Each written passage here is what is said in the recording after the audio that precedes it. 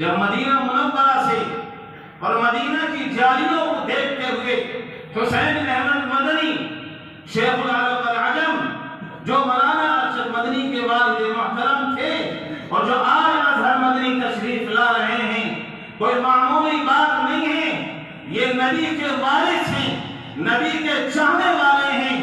ایک دور تھا کہ جب اقتدار مغلیہ کا دور ختم ہوا تو حوث کے بولہبوں نے، دیوتاؤں نے، انگریزوں نے، ظالموں نے یہ تصور کر لیا تھا کہ جس طرح ہم نے ہندوستان کی بے پوری کی ہے، ہم اسلام کے پرچے اڑا دیں گے، اسلام کا نام و نشان مٹا دیں گے، مگر نور خدا ہے، کفر کی حرکت کا ہمدن بھوکوں سے یہ چراغ بجھایا نہ جائے گا۔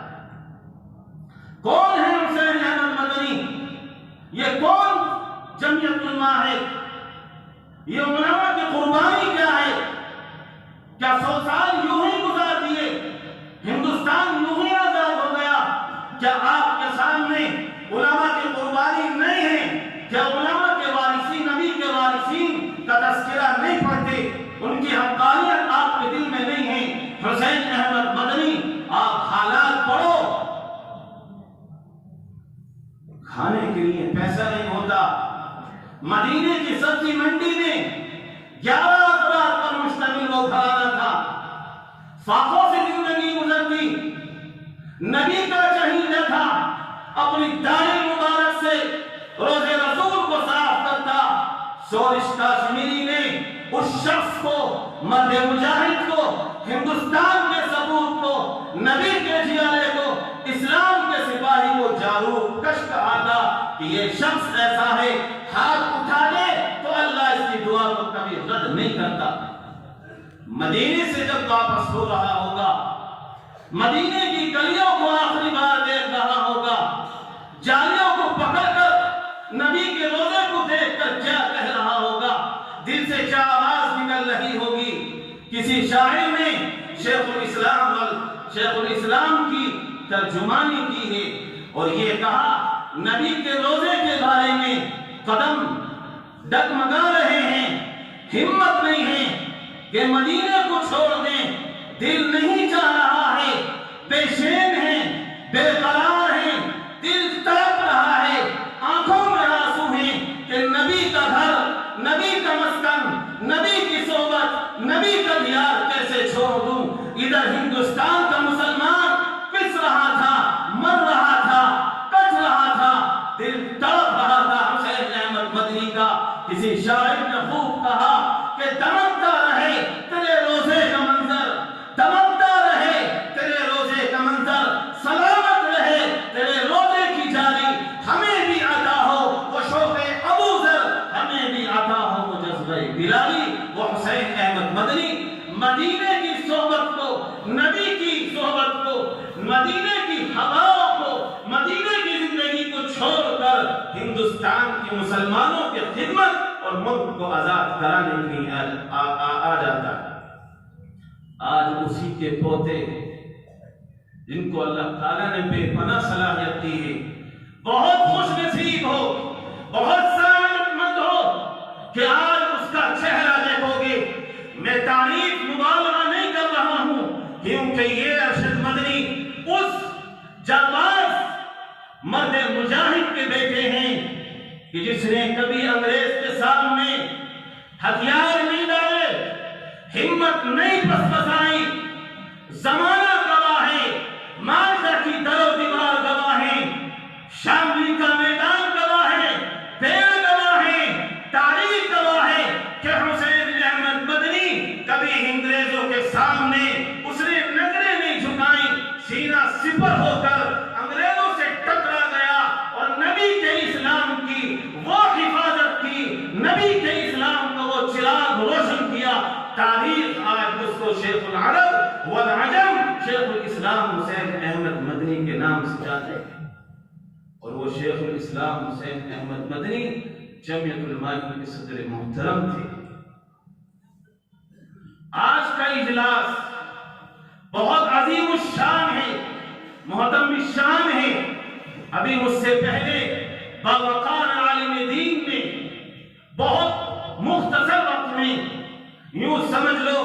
سمندر کو کوزے میں کر دیا. اور ان سے پہلے مفتی عبدالرازق صاحب دامت برکاتہم نے بڑی تفصیلی بات کی.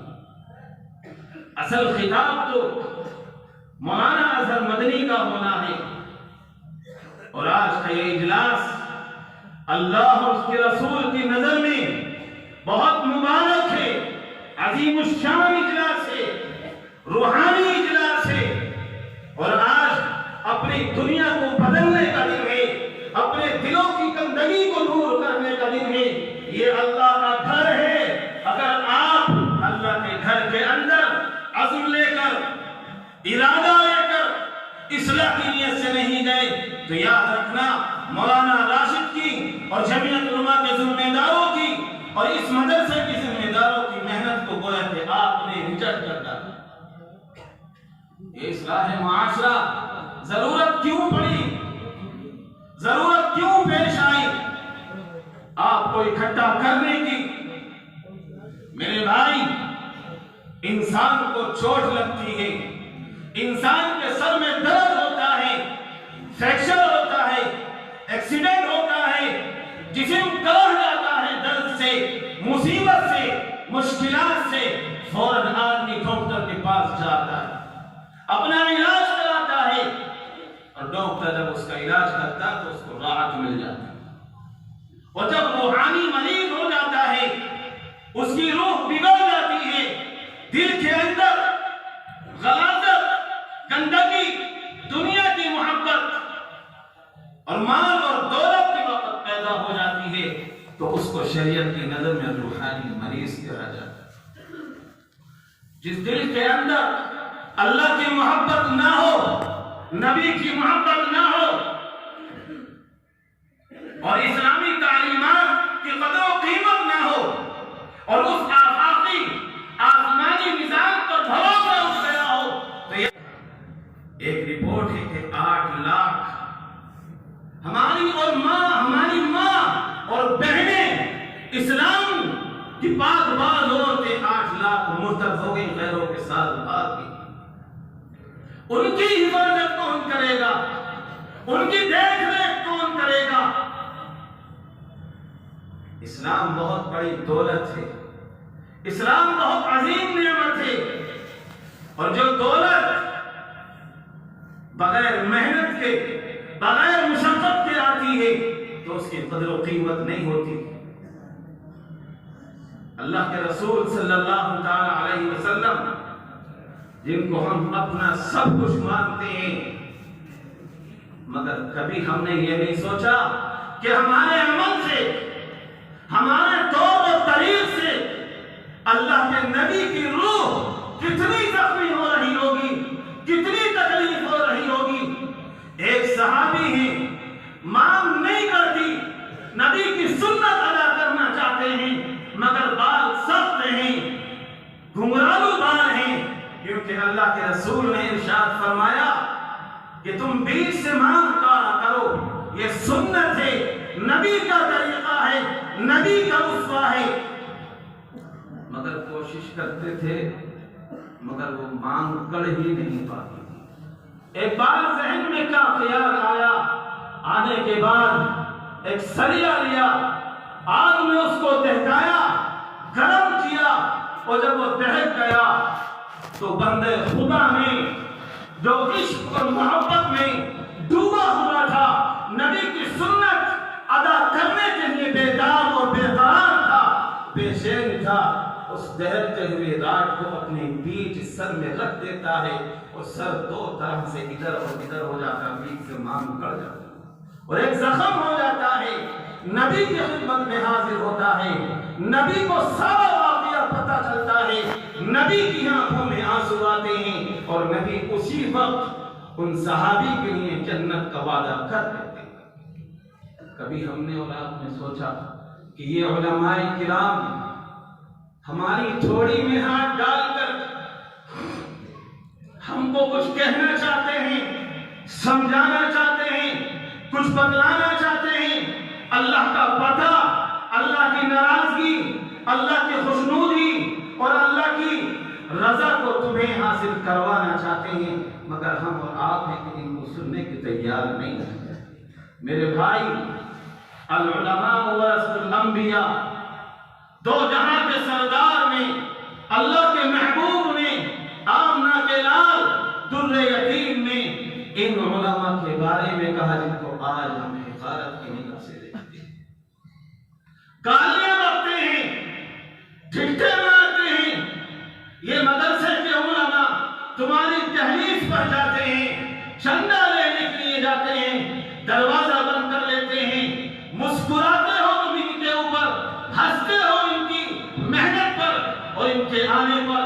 خدا کی قسم یہ تمہاری نظر میں حقیر ضرور ہو سکتے ہیں، اللہ اور اس کے نبی کی نظر میں بہت مبارک، بہت محترم انسان ہیں، علماء ہیں۔ ہندوستان کے اندر حالات دیگرگوں ہو گئے۔ ہماری 200 سالہ تاریخ ہے اور ایسی تاریخ ہے کہ جو آج بھی زندہ ہے، تابندہ ہے، اور علماء کی قربانی چپے چپے پر مل جائیں گی۔ کتابوں میں پڑھو، علماء سے پڑھو کہ اس ملک کے لیے علماء نے اسلام کے لیے، دینی مدارس کے لیے اور اسلام کی حفاظت، اس کے تحفظ کے لیے، اس کے تشخص کے لیے کیا کیا قربانی ہوئی۔ جمعیت علماء نام تو بہت چھوٹا ہے، حالانکہ 150-200 سالہ تاریخ ہے ہماری، مگر تحریکی شکل میں اس کی تاریخ مرتب ہے۔ 1919 سے لے کر 2022 تک اس جمعیت علماء نے وہ حالات دیکھے، زمانے نے ظلم کیا، حالات کی ستم ظریفی دیکھی، حالات آئے، مگر اس جمعیت علماء کے ورکروں نے، علماء نے، جانثاروں نے کبھی ہمت نہیں ہاری، کیونکہ ان کے جو اکابرین تھے، اللہ والے تھے، جو مر مٹنے والے تھے، انہوں نے ایک سبق سکھلایا تھا کہ اسلام کے لیے، ملک کے خاطر، ملک کی عظمت کے خاطر اپنی جان کو نچھاور کر دینا، مگر ایمان کو اور ملک کو کبھی بیچنے مت دینا۔ تاریخ بھری پڑی ہے۔ کیا آپ کو شاملی کا میدان یاد نہیں؟ شاملی کا میدان ہے، یہ میں نہیں کہتا، یہ میں اپنی طرف سے نہیں کہہ رہا، انگریز مورخ لکھتا ہے کہ علماء کو، تو داڑھی ٹوپی پہننے والے کو، حاملین قرآن کو، جن کے چہروں پر داڑھی سجی ہوئی تھی، شاملی کا میدان ہے، چاندنی چوک تک۔ اور ایک روایت یہ ہے کہ چاندنی چوک سے لے کر لاہور تک کوئی پیرا باقی نہیں تھا کہ جس پر کسی عالم دین کی گردن پر لاش نہ رکھی ہوئی۔ یہ جمعیت علماء کی قربانی ہے۔ میں آپ کو 100 سالہ تاریخ، اس کے گوشوں پر کیا روشنی ڈالوں، وقت کم پڑ جائے گا۔ ایسی ایسی قربانیاں ہیں کہ آپ شیخ العرب والعجم کہ اس بہادرانہ اور دلیری کا واقعہ آپ نے نہیں پڑھا۔ جب دیوبند سے وہ چلا، کفن ہاتھ میں تھا، گرفتاری کے وارنٹ آ چکے تھے، موت کا پروانہ سروں پر منڈلا رہا تھا۔ حسین احمد مدنی، جن کے پوتے آج آپ کے سامنے روبرو ہوں گے، بچوں کی آنکھوں میں آنسو، گھر والوں کا حال کیا ہوگا؟ جرم کیا تھا؟ گناہ کیا تھا؟ صرف گناہ اتنا تھا کہ انگریز کی مخالفت کر دی تھی۔ وہ انگریز حکومت، وہ فرنگی، وہ ظالم حکمران کہ کسی کی ہمت اور جرأت نہیں ہو سکتی تھی کہ کوئی ان کے سامنے لب کشائی کر دے۔ یہ حسین احمد مدنی کہ جس کے دل کے اندر ایمان کی چنگاری۔ Thanks for watching. Don't forget to like, comment, share and subscribe to Al Wahid channel.